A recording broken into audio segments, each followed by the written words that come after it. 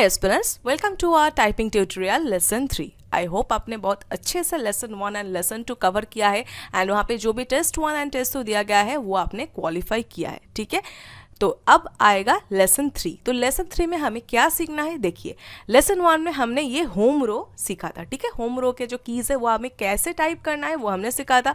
Lesson 2 में हमने सीखा था होम रो का जो अपर रो है, अपर रो दैट इज क्यू से शुरू होकर पी तक आपको कैसे टाइप करना है वो हमने लेसन 2 में सीखा था।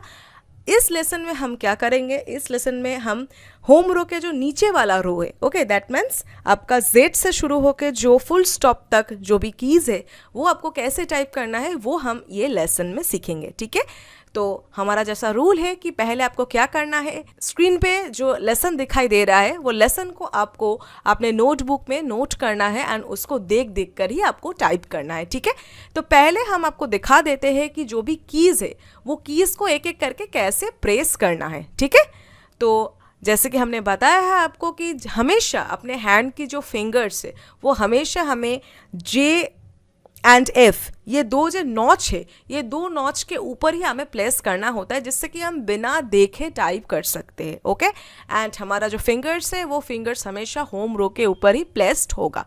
ठीक है, एंड उसके अलावा जो भी कीज़ हमें होम रो में जो भी कीज़ है उसके अलावा अलग जो भी कीज़ हमें दबाना है, प्रेस करना है, उसके लिए हमें हमारा जो उंगलियां है, फिंगर्स है, वो होम रो से ही शिफ्ट होकर फिर से वहाँ पे ही वापस आएगा। ठीक है, तो अभी हमें नीचे वाला जो रो है वो टाइप करना है। ठीक है, तो देखिए हमारा जो फिंगर्स है वो होम रो में प्लेस्ड है।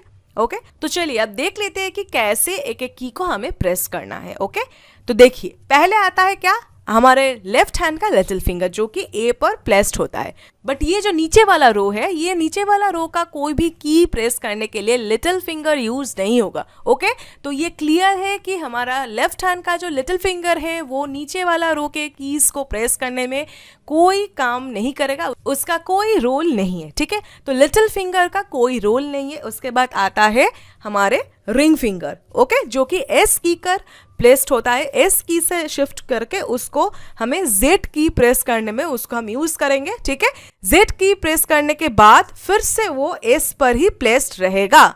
ठीक है, तो आपको ऐसे प्रेस करना होगा। ठीक है, प्रेस करने के बाद फिर से वो आपका जो रिंग फिंगर है वो एस की पर प्लेस्ड होगा। ओके, नेक्स्ट आता है हमारा मिडिल फिंगर जो कि होम रो के डी की पर रहता है, उसको शिफ्ट करा के आपको एक्स प्रेस करने में यूज होगा। ठीक है, एक्स आपको प्रेस करना है मिडिल फिंगर से एंड उसके बाद वो आपका जो फिंगर है वो शिफ्ट करके फिर से डी पर वापस जाएगा।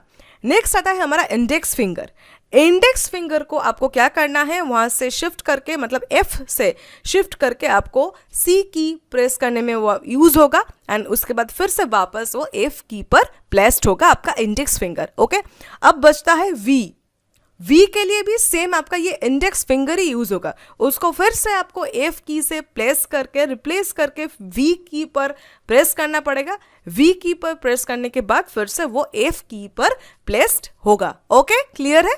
तो चलिए ये हमारा लेफ्ट हैंड का जो भी फिंगर्स है वो सभी को आपको कैसे यूज करना है वो हमने देख लिया। ठीक है, जैसे कि मैंने आपको बोला है कि हमारा दोनों हाथों का जो थंब है वो थंब हमेशा स्पेस बार के ऊपर रहेगा, उसको यूज करके हम स्पेस देंगे। ठीक है, ओके, चलिए अब तो लेफ्ट हैंड का लेफ्ट फिंगर का जो भी काम है नीचे वाला रो में वो हमने देख लिया। अब राइट हैंड को देखेंगे तो राइट हैंड का जो लिटिल फिंगर है वो सेमीकोलन से शिफ्ट होके फुल स्टॉप के लिए यूज होगा। ठीक है, ऐसे देखिए फुल स्टॉप के लिए वो यूज होगा। ओके, उसके बाद उसको फिर से शिफ्ट करके सेमीकोलन के ऊपर लेके जाइए, हो गया।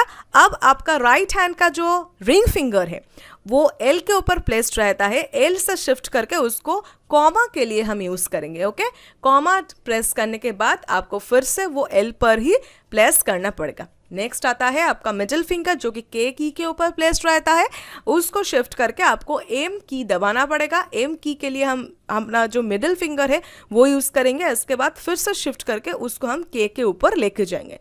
नेक्स्ट आता है आपका इंडेक्स फिंगर। राइट हैंड का जो इंडेक्स फिंगर जो कि नॉच वाला जो बटन है मतलब जे में रहता है, उसको शिफ्ट करके आपको एन प्रेस करना है। ठीक है, उसके बाद वापस जे की पर ही लाना है। नेक्स्ट वही सेम फिंगर मतलब इंडेक्स फिंगर यूज करके ही एन के नेक्स्ट जो की है दैट इज बी के लिए भी हम जे से शिफ्ट करा के हम बी प्रेस करेंगे हमारे इंडेक्स फिंगर से एंड अभी प्रेस करने के बाद वापस जे में ही अपना फिंगर प्लेस करेंगे, ठीक है।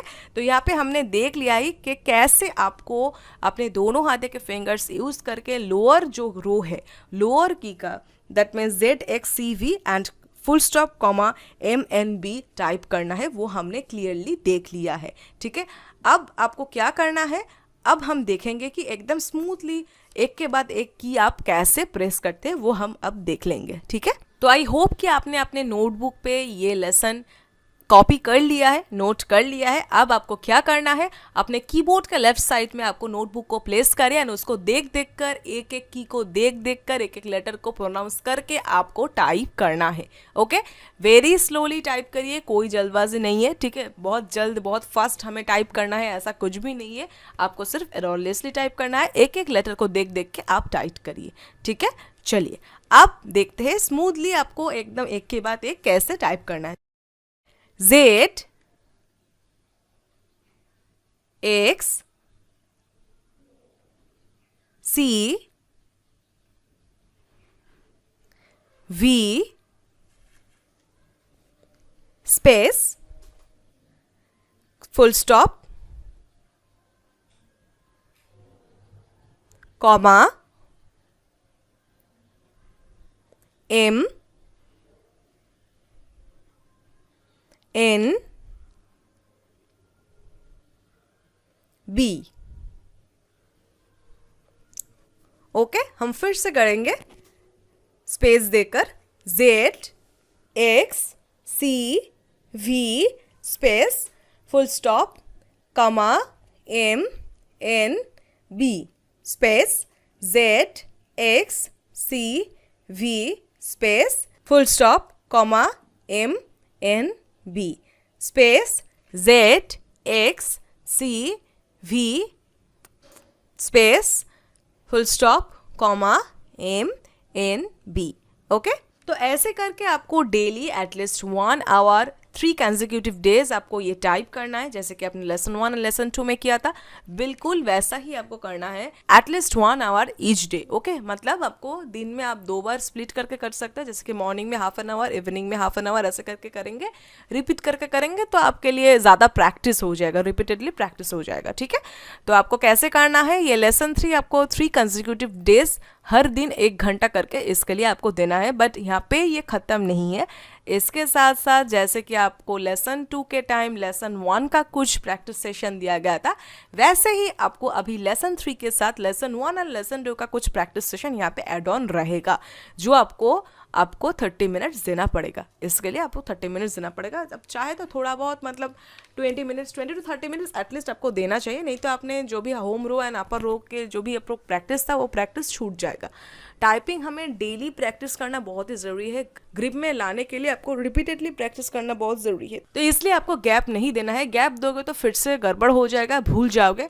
तो मतलब आपको लेसन 3 के साथ साथ लेसन 1, लेसन 2 का भी कुछ लेटर्स आपको प्रैक्टिस करते रहना है, ठीक है, जिसके लिए आप 30 मिनट्स आपको देना चाहिए।